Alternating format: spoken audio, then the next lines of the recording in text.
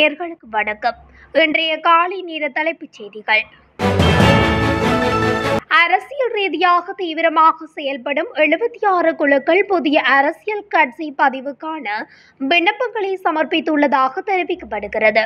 புதிய அரசியல் கட்சிகளை பதிவு செய்வது தொடர்பான நேர்காணல்கள் தற்போது தேர்தல் ஆணைக்குழுவினால் நடத்தப்பட்டு வருகின்றன. அவ்வாறு விண்ணப்பங்களை சமர்ப்பித்த குழுக்கள் ஆண்டுதோறும் நேர்காணல்களுக்கு அழைக்கப்படுகின்றன. இதற்காக அதிக எண்ணிக்கையிலான விண்ணப்பங்கள் மேல் மாகாணத்தில் இருந்து பெறப்பட்டுள்ள அதே நேரத்தில் மிக குறைந்த எண்ணிக்கையிலான விண்ணப்பங்கள் வடக்கு கிழக்கு மாகாணங்களில் இருந்து பெறப்பட்டுள்ளன. தேர்தல் ஆணைக்குழு வலைதளத்தின்படி 16ஆம் தேதி நிலவரப்படி இலங்கையில் பதிவு செய்யப்பட்ட அரசியல் கட்சிகளின் எண்ணிக்கை 83 ஆகும். தீபாவளி பண்டிகைக்காக கிராமப்புறங்களுக்கு வருகை தரும் மக்களின் வசதிக்காக விசேட போக்குவரத்து சேவைகள் தொடங்கப்பட்டுள்ளதாக இலங்கை போக்குவரத்து சபையின் பிரதி பொது முகாமையாளர் DHRD சந்திரசிறி தெரிவித்துள்ளார்.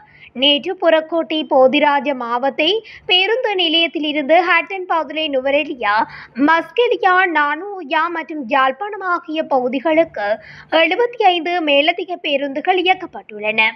இன்று கொழும்பிலிருந்து அந்த பகுதிகளுக்கு 73 மேலதிக பேருந்துகள் இயக்கப்பட உள்ளன. இந்த பேருந்து சேவை 24 மணி நேரமும் இயங்கும். எதிர்வரும் செவ்வாய்க்கிழமை முதல் கொழும்புக்கு திரும்பும் மக்களுக்கு போக்குவரத்து வசதிகளை வழங்க இலங்கை போக்குவரத்து சபையின் 12 பிராந்திய அதிகாரிகளுக்கு அறிவுறுத்தல்கள் வழங்கப்பட்டுள்ளது. யாழ்ப்பாணம் குடத்தனை கிழக்கு மாளிகை திடல் பகுதியில் இராணுவம் மற்றும் போலீசார் இணைந்து சுற்றிவளைப்பு ஒன்றினை மேற்கொண்டுள்ளனர். குறித்த சுற்றிவளைப்பு நடவடிக்கையானது அதிகாலையில் மேற்கொள்ளப்பட்டுள்ளது. குடத்தனை கிழக்கு மாளிகை திடல் பகுதியில் இளைஞர் ஒருவன் பலர் மீது வாள்வெட்டு மேற்கொண்டு இதுவரை பலரை படுகாயப்படுத்தி வந்துள்ளார். இந்நிலையில் சில நாட்களாக மருதங்கேணி போலீசார் குறித்த சந்தேக நபரை கைது செய்வதற்கு முயன்றும் மருதங்கேணி போலீசாரினால் கைது செய்ய முடியவில்லை.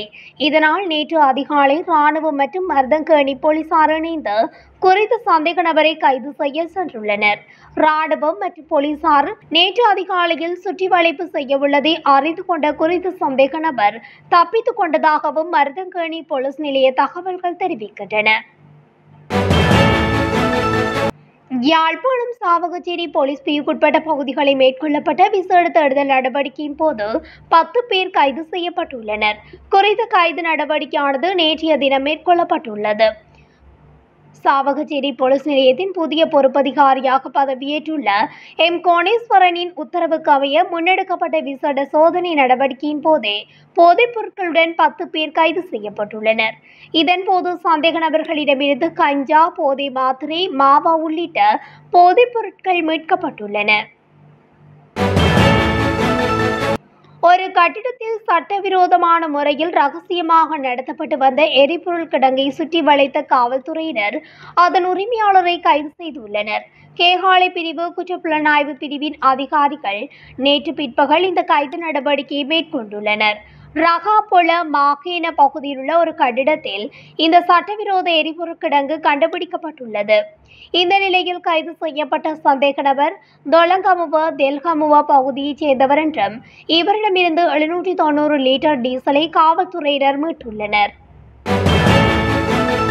புத்தளத்தில் ஆனமுடுவ நவகதேகம வீதியில் பொத்திக்கட்டுவ கால்வாய்க்கு அருகிலுள்ள பாலத்தில் இடம்பெற்ற விபத்தில் ஒருவர் காயமடைந்துள்ளதாக போலீசார் தெரிவித்தனர். இந்த விபத்து நேற்று காலை இடம்பெற்றுள்ளதாக கூறப்படுகின்றது. சொகுசு பஸ் ஒன்று காருடன் மோதியதில் இந்த விபத்து இடம்பெற்றுள்ளதாக போலீசார் தெரிவித்தனர்.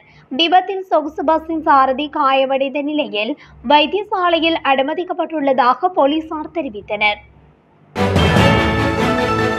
அடுத்த கல்வியாண்டில் தரம் 1 மற்றும் தரம் 6 மாணவர்களுக்கு பாடப்புத்தகங்கள் வழங்கப்படாது என்று கல்வி பிரதி அமைச்சர் மதுர சினவரத்ன தெரிவித்துள்ளார்.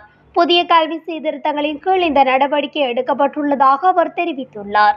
இதன்படி தரம் 1 மற்றும் தரம் 6 மாணவர்களுக்கு சுய கற்றல் கையேடுகள் தற்போது அச்சிடப்படுவதாகவும் தெரிவித்துள்ளார்.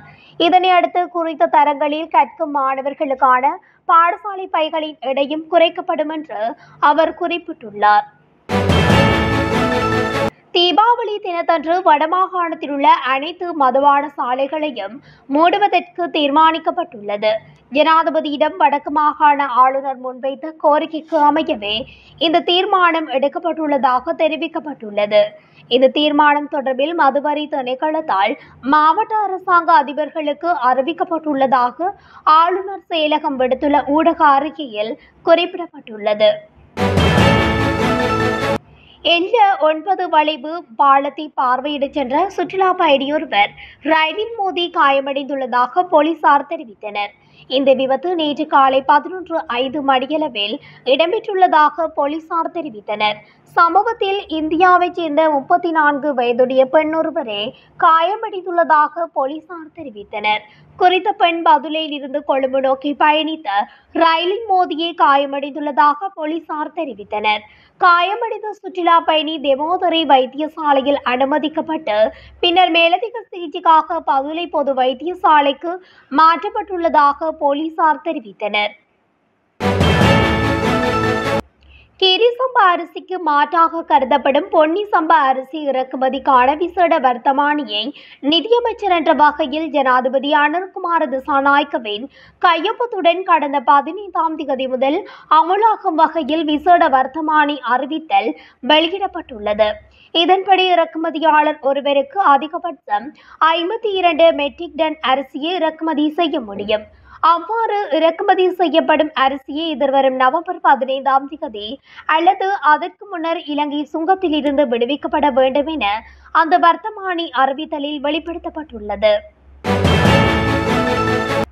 நாட்டின் பல பகுதிகளில் பெய்து வரும் மழையின் காரணமாக 6 மாவட்டங்களில் உள்ள பல பிரதேச செயலக பிரிவுகளுக்கு மஞ்சள் நிற மண்சரிவு அபாய முன்னெச்சரிக்கை விடுக்கப்பட்டுள்ளது. தேசிய கட்டிட ஆராய்ச்சி நிறுவனத்தின் மண்சரிவு அபாய முன்னெச்சரிக்கை மையம் இந்த அறிவித்தலை வெளியிட்டுள்ளது. குறித்த எச்சரிக்கையானது நேற்று மாலை 7 மணி முதல் இன்று மாலை 7 மணி வரை செல்லுபடியாகும் என அறிவிக்கப்பட்டுள்ளது. இசார சிப்பந்தி மற்றும் 2 சந்தேக நபர்களை 90 நாட்கள் தடுத்து வைத்து விசாரிப்பதற்கு அனுமதி பெறப்பட்டுள்ளதாக காவல்துறை தெரிவித்துள்ளது. சீரற்ற வானிலை காரணமாக பொகவந்தலாவையில் உள்ள பல தாழ்வான பகுதிகள் வெள்ளத்தில் மூழ்கியுள்ளன. இதற்கமைய பல வீதிகள் நீரில் மூழ்கியுள்ளதால் போக்குவரத்துக்கு இடையூறு ஏற்பட்டுள்ளதாக தெரிவிக்கப்படுகின்றது. அதுடன் பொகவந்தலாவையில் உள்ள கொட்டியாகல பகுதியில் வீதிகள் நீரில் மூழ்கியுள்ளதால் தோட்ட தொழிலாளர்கள் தங்கள் வீடுகளுக்கு செல்ல முடியாத நிலையும் ஏற்பட்டுள்ளது. எதிர்வரும் 23ஆம் தேதி அன்று உருவாகும் என கணிப்பிடப்பட்டிருந்த தாளமுகம் எதிர்வரும் 21ஆம் தேதி அன்று மத்திய வங்காள விரிகுடாவில் உருவாகும் வாய்ப்புள்ளதாக எதிர்வு கூறப்பட்டுள்ளது. அது வடக்கு வடமேற்கு திசையில் நகர்ந்து இந்தியாவின் தமிழ்நாட்டின் நெல்லூருக்கு அருகில் கரையை கடக்கும் என எதிர்பார்க்கப்படுகிறது. அத்துடன் குறித்த தாளமுகம் ஆழ்ந்த காற்றழுத்த தாழ்வு மண்டலமாக அல்லது வலுக்குறைந்த புயலாக கரையை கடக்கும் என்றும் எதிர்பார்க்கப்படுகிறது. உருவாகவுள்ள தாளமுகத்தினால் இலங்கையின் எந்த பகுதிக்கும் நேரடியான பாதிப்புகள் இல்லை என்றே தெரிவிக்கப்பட்டுள்ளது. ஆனாலும் எதிர்வரும் 21ஆம் தேதி முதல் 25ஆம் தேதி வரை வடக்கு மற்றும் கிழக்கு மாகாணங்களின் பல பகுதிகளுக்கும் கனமானது முதல் மிக கனமானது வரை மழை பெய்யும் வாய்ப்புள்ளதாக எதிர்வு கூறப்பட்டுள்ளது. காட்டுயானை தாக்கி வயோதிப பெண்ணொருவர் உயிரிழந்துள்ளார்.